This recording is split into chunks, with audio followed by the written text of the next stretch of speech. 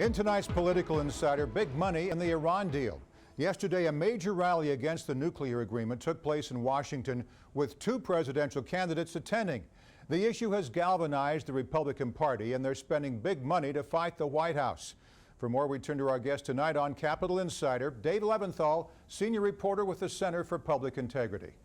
Dave, prior to the White House securing a veto-proof majority on this nuclear deal, groups against the agreement were shelling out millions in lobbying dollars and TV ads. How much money do you think has been spent to thwart this deal, and where is it all coming from?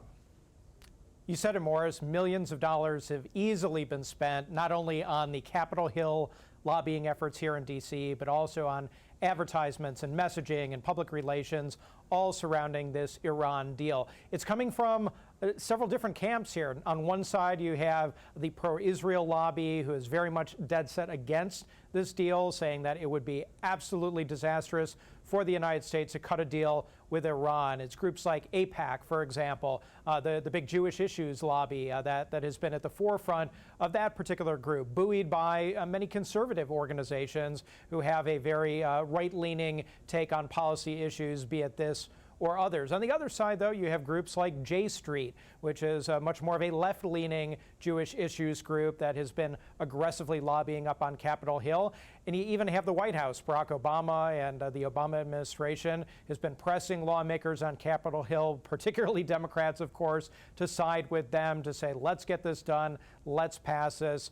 Even though Barack Obama apparently is going to get what he wants, it's still an issue for them to get as many Democrats and lawmakers in general, even a few Republicans, back behind him. Now, we just saw the video yesterday. Two Republican presidential candidates, Ted Cruz and Donald Trump, took the stage in Washington to criticize the Iran deal yet again. Now that the agreement has the necessary votes, will this turn into a campaign issue?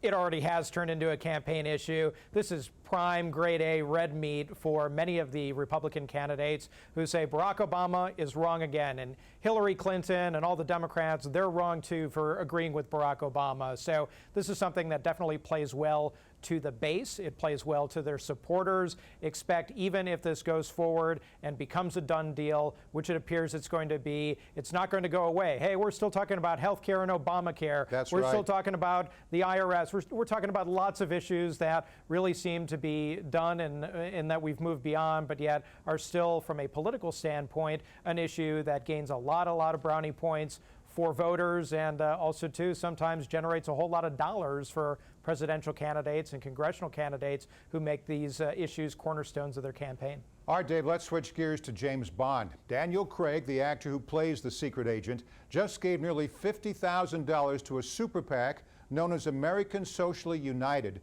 to support Democratic presidential candidate Bernie Sanders. What is that group? This is a story that my colleague Michael Beckel at the Center for Public Integrity broke today.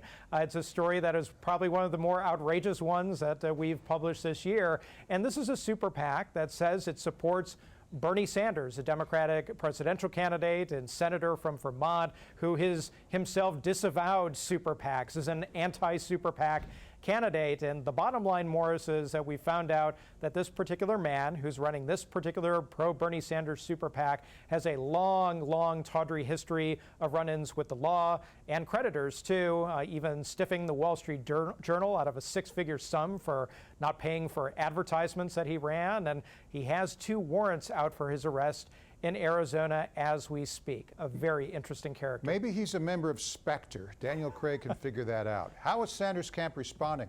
Sanders' camp is not talking to us about this, although we did obtain a letter, basically a cease and desist letter that said, hey, you got to shut your websites down, you got to shut your social media accounts down. We don't want any association with you, Mr. Kerry Lee Peterson, the gentleman who runs this particular super PAC. And we got a statement also, too, from Daniel Craig, who said, well, look, I don't know exactly. I don't think my money has been used in an improper way, but if I do find out information that it has been used in an improper way, then I may have a problem with that. I'm paraphrasing, but clearly he expressed some concern when we brought it to his attention that he's given a whole heck of a lot of money to a group run by a man who has had definitely a checkered past. He seemed pretty surprised by that. All right, before you go, Dave, let's talk about a new Democratic candidate in the race for the White House, Lawrence Lessig, Who is he, and why does he say if elected he will resign as soon as possible?